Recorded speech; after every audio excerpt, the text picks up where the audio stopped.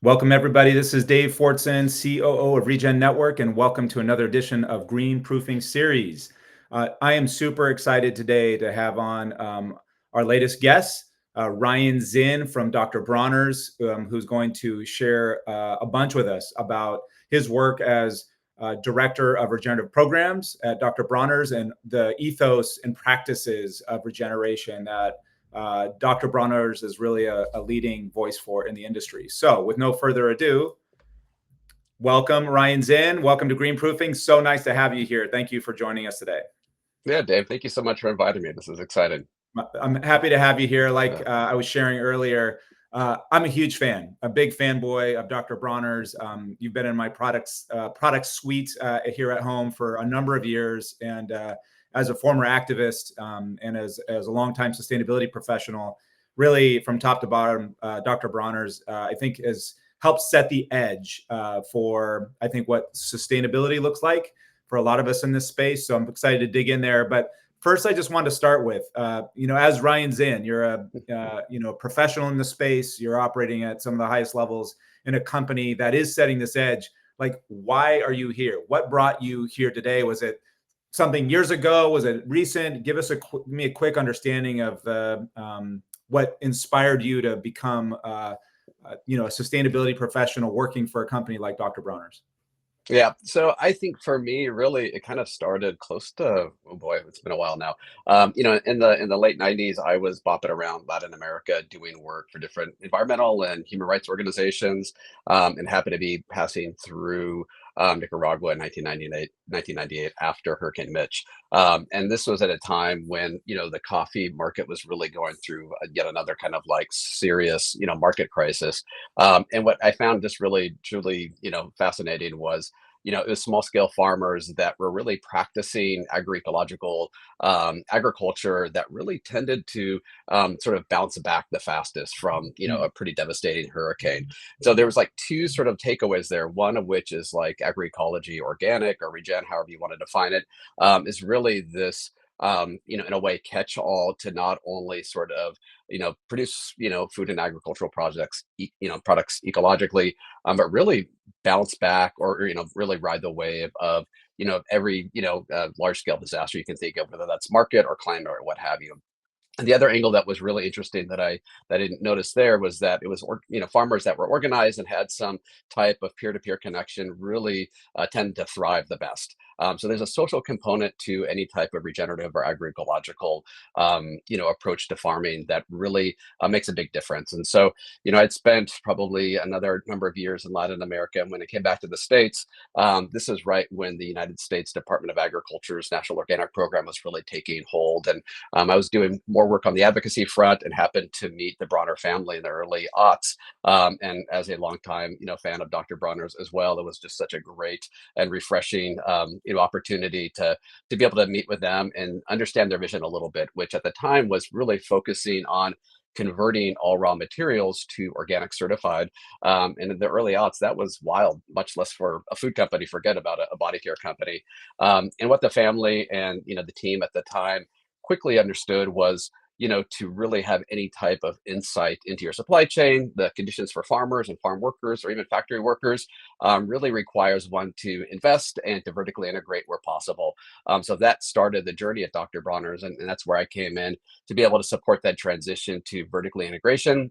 What we did was put in mills and other processing all around the world, from Ghana to Sri Lanka, India, Samoa, to be able to have like an anchor for farmers to be able to have market access, have improved quality, but really to have that type of accompaniment in terms of, kind of maintaining that quality and certification, which the market requires. So since then, we've grown really our network. We source from about 19,000 small scale farmers all around the world. And that's really within the framework of organic certification, fair trade certification, and then most recently, regenerative organic certified, or ROC.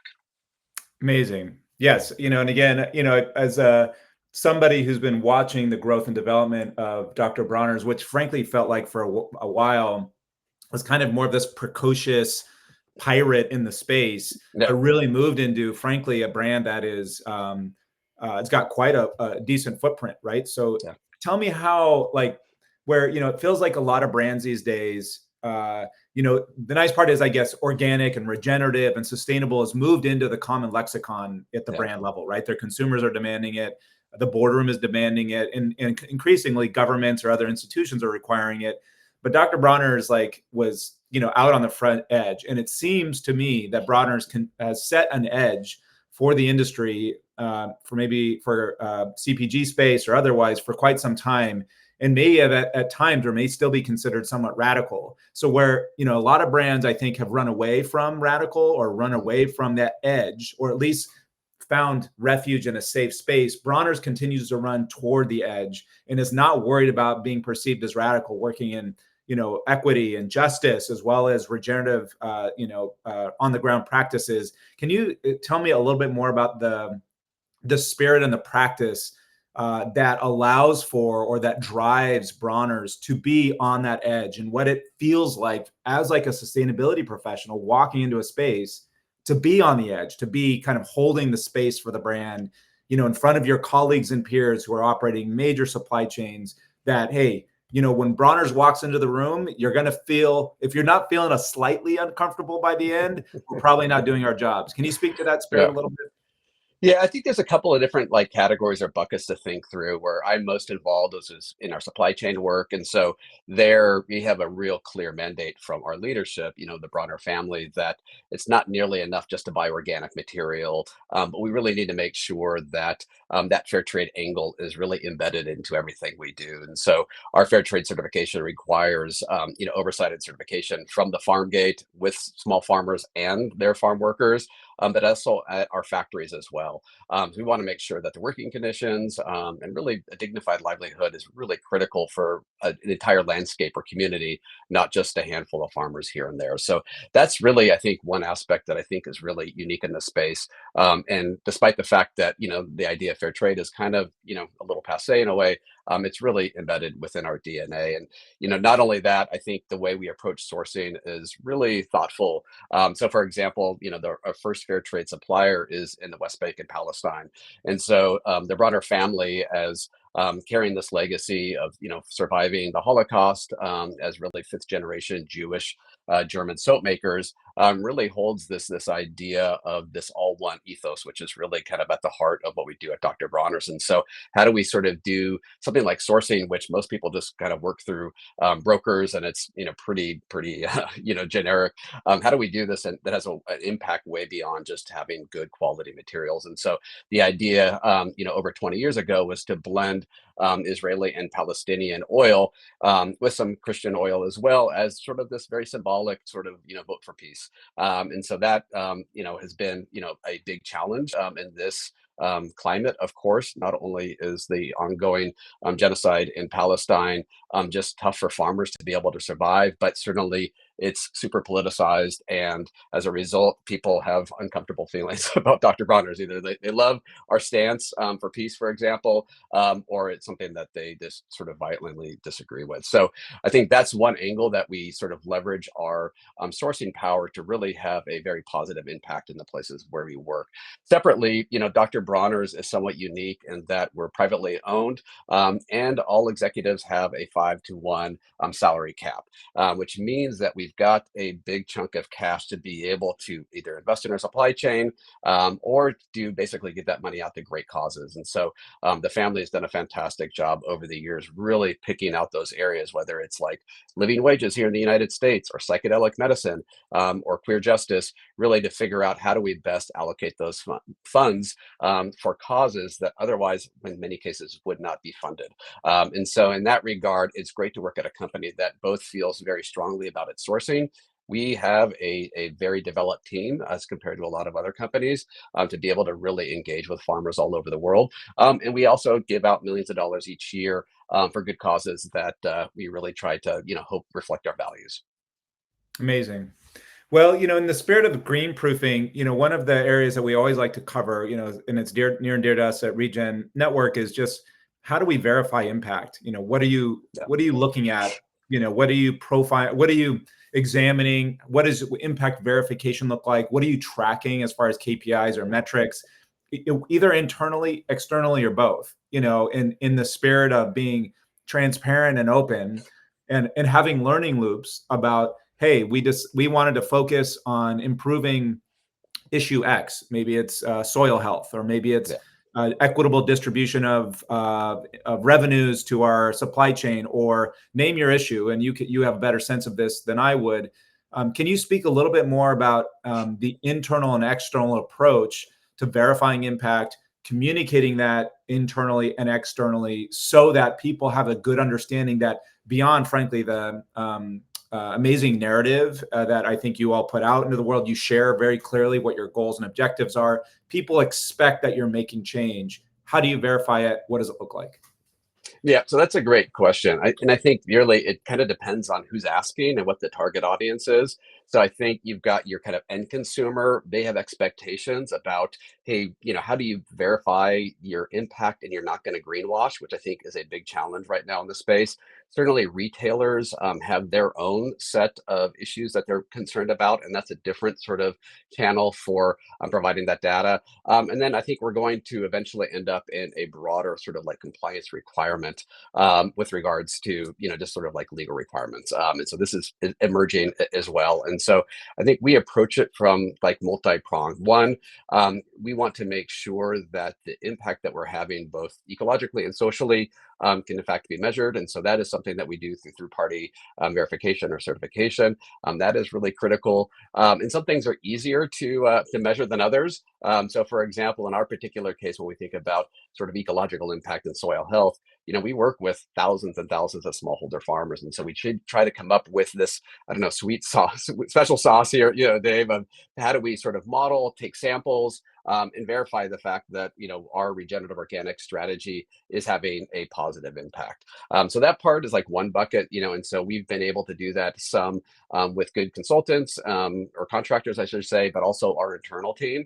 And then separately, we also look at the sort of social impact, right? Because our goal ultimately is to get to a living income for everybody within the landscape where we operate. And that's challenging. And I'll be perfectly honest with you, our experience, for example, in Ghana, I think is a really great showcase here. And so far as like we were buying, we actually set up the first ever organic and fair trade palm oil operation in the United States, or actually, sorry, in Ghana. And at the time, that was great. We thought this was great. We were paying a fair price for the oil palm that farmers were able to produce. Nonetheless, we weren't really moving the needle in terms of poverty, right? Farmers grow lots of things. They're involved in a whole host of activities. And so we were looking at ways that we could support them, including diversification. So farmers in West Africa go oil palm and cocoa. And so there we were helping them transition towards organic and fair trade to be able to access a premium market, even though at the time, Dr. Bronner's was not going to be in the chocolate game. And over time, we figured out maybe we'll start to commercialize chocolate and make our own brand. But really, I think the big thing there is coming up with strategies based upon the reality that the farmers and the communities are facing that really responds to the challenges that we're all dealing with. The marketplace is wild. Climate change is really, hitting certain areas very, very hard. And this whole combination of like tariffs and inflation is just, it's going to be a killer for a lot of farmers. And so we're trying our best to figure out how to do that equitably. And how do we do that in a way that doesn't greenwash? I think is kind of a moving target. So I can talk into the nitty gritty if that is of use, or we can talk, about some other topics. Yeah, fair enough. I'd love to pull on the string a little bit about you. I mean, you're, again, a director at Dr. Bronner's, a day in the life for Ryan, as a sustainability professional. And again, a lot of us in this space, I think, sometimes it feels like we're constantly pushing a boulder uphill, right? To actually, in the time of climate change, domestic, civil issues, and it feels like an overwhelming sense of pessimism in climate. What does a day in the life look like for you? Like what wakes you up in the morning, keeps you excited, and keeps you regenerating your inner self as a professional so that you can keep grinding, right? Because we're all grinding right now, but it takes a lot to maintain our kind of spiritual, physical health on a day-to-day basis. So what does it look like on the daily for you? And then how do you keep going? Yeah, that's a great question. I am really fortunate in the fact that I've got a great team, and a department that is really multifaceted, right? I like to think of the work that we do as, kind of wraparound services in a way. So our team, really provides support for all of our sister companies, which are 5 in total, plus our third-party suppliers on a whole range of, kind of basically support, whether that's agronomic certification, finance, business development, because it's not just enough to have an equitable trading relationship. You really have to engage and invest. And so, since our, I don't, network is global, the folks in India already are starting by probably midnight by the time I am still asleep. And so by the time I wake up, I usually spend a fair amount of time just catching up with all of our suppliers and partners. And that really ranges from really troubleshooting, trying the ability to find like containers, which is thankfully not something I do, but to be able to manage the logistics side of things. But it's everything from dealing with certification, answering those questions, thinking through what kind of trainings that we might provide. For example, I just got back from our sister company in Samoa in the South Pacific last week. And there we are rolling out a whole new program to be able to enhance the ongoing work with agroforestry. We, of course, want coconuts for our product line, but to make sure that there's enough of a justification for farmers to continue farming, we have to really focus on diversification. So that's one thing that I've worked on quite a bit over the last couple of years, which is kind of fun because I get to put my sales hat on, which I am definitely not a salesperson, but our goal is to be able to support farmers. It's one thing to say, hey, look, we want ecological production and diversification, right? That's really important. But unless farmers can have a livelihood as a result of that, it just doesn't pencil out. And so in our particular case, we've been supporting most of our projects as they diversify into raw materials that Dr. Bronner's will never buy. So we sell those to third parties. But there's a fair amount of like technical work and investment that needs to be done to be able to get to that place where you're actually commercially viable. So for example, in Samoa, we're looking at a whole host of other sort of associated crops in agroforestry like cocoa.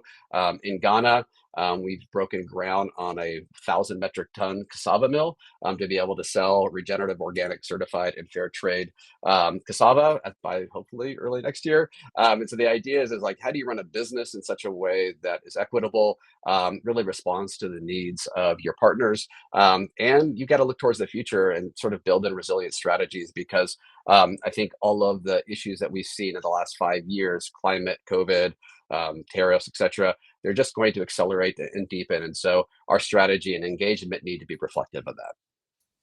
Fair.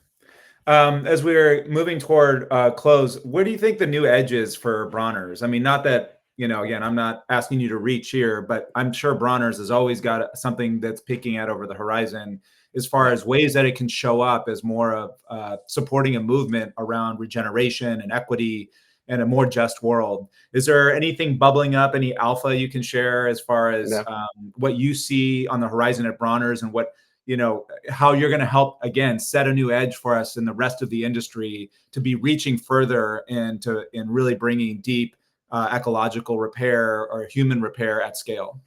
Yeah, I think there's 2 things that come to mind. One, we've been monitoring sort of like the carbon market, now for a while. And as you well know, like there's a lot of drama and, challenges there for sure. And we've been figuring out like, how do we want to tackle our carbon footprint within our own supply chain in particular. And so we've been a little bit disappointed with what was kind of like commercially available. So we decided to create our own internal pilot program, which was basically applying a carbon tax to our work, and then using those resources to invest in climate resiliency that address our emissions, of course, and hopefully focus on carbon sequestration through nature-based solutions, but also on projects that must have a social co-benefit.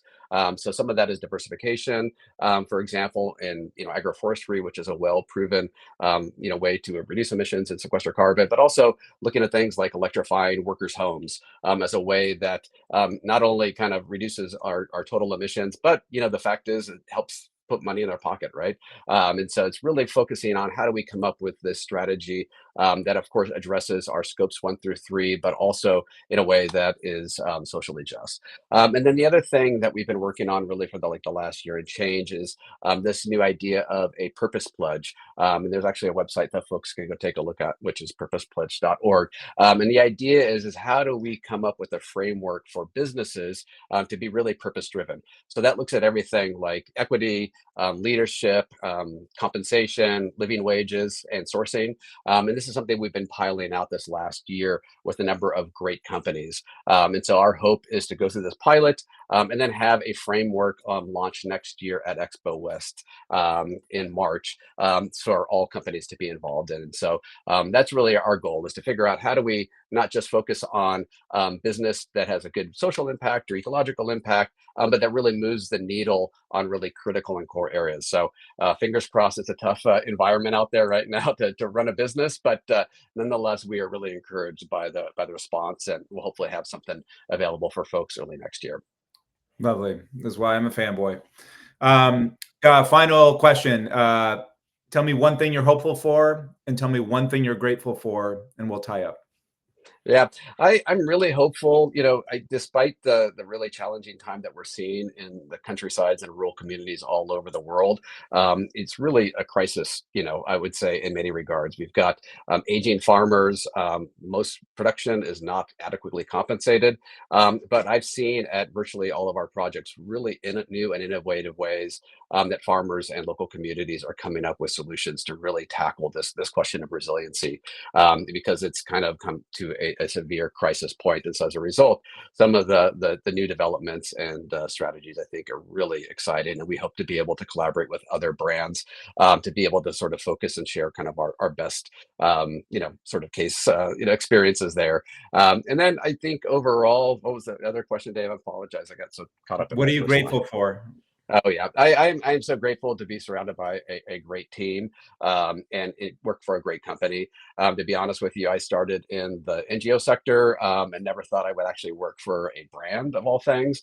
But really, back probably 30 years ago, I think I was like, oh, maybe Dr. Bronner's would probably be the only company I'd work for. And sure enough, I've been so lucky to be able to work with folks that are just so committed to making a positive impact and troubleshoot. So I feel tremendously grateful and fortunate. Amazing. Well, Ryan, thank you so much for your time. I know it's valuable, and super grateful for Dr. Bronner's really helping spearhead a movement around ecological regeneration and just a better world. So thanks so much. Appreciate it. Be good to yourself and the rest of the day. And thanks again for coming on Green Proofing. Well, Dave, thank you so much. Take care. All right. Be well.